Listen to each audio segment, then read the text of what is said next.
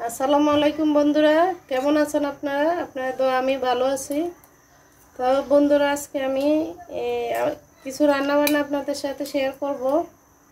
তাই আজকে আমি ওই মুরগির গিলা কলজা দিয়ে মুরগির পাও নিছি আর মুগের ডাল দিয়ে এগুলো পাক করব। আর আমি ওইদিকে কুমড়া তরকারি পাক করছি, কুমড়া দিয়ে মাছ দিয়ে পাক করছি।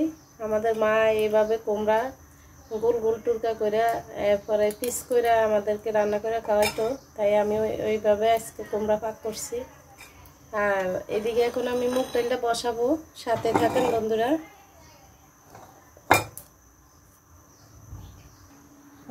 এখন আমি মুগ ডালটা বসাবো বন্ধুরা।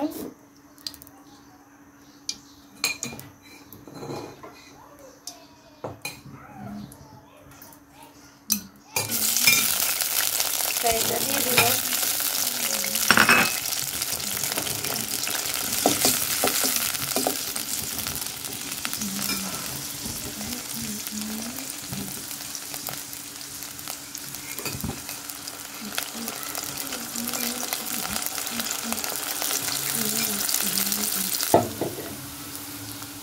বন্ধুরা, এখন আমি আদা বাটা দিয়ে দিব 1 চামচ,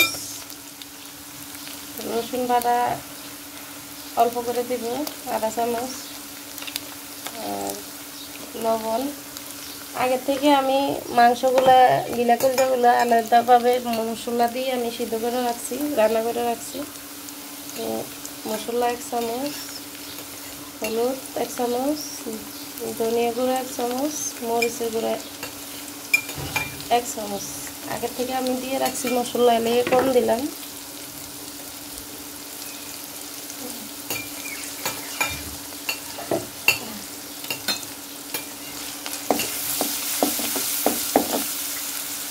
এখন আমি কিছু পানি দিয়ে দেবো।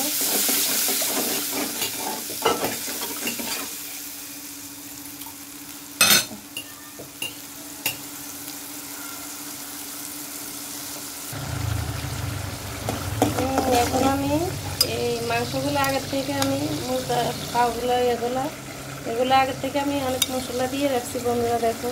এখন আমি এগুলো দিয়ে দিব।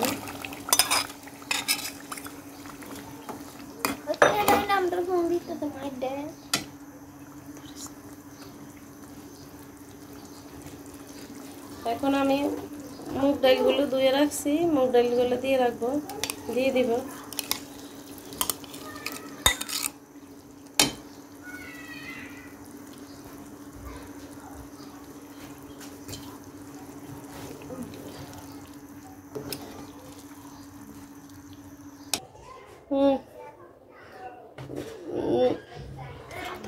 বন্ধুরা, আমার মুগ ডাল দিয়ে মুগ ডাল সিদ্ধই আসছে, আর কিছুক্ষণ বাকি আছে। পানি দিয়ে দিছি আমি।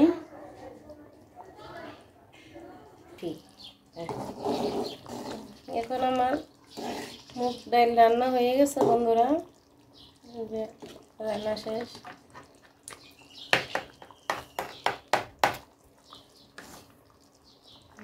তুলে নিব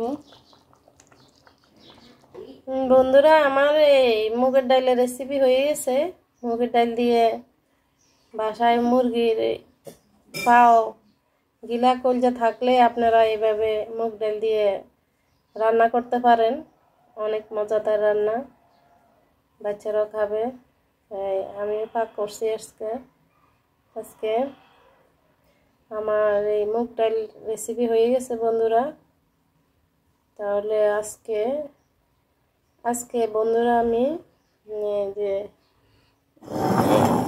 কুমড়া তরকারি কুমড়া দিয়ে পাক করছি, কুমড়া দিয়ে এই যে মাছ দিয়ে পাক করছি। এইদিকে কুমড়া দিয়ে মাছ দিয়ে পাক করছি। আর রাহান, এদিকে আসো। আচ্ছা বন্ধুরা, আজ তাহলে এই পর্যন্ত, কালকে আবার দেখা হবে। আল্লাহ।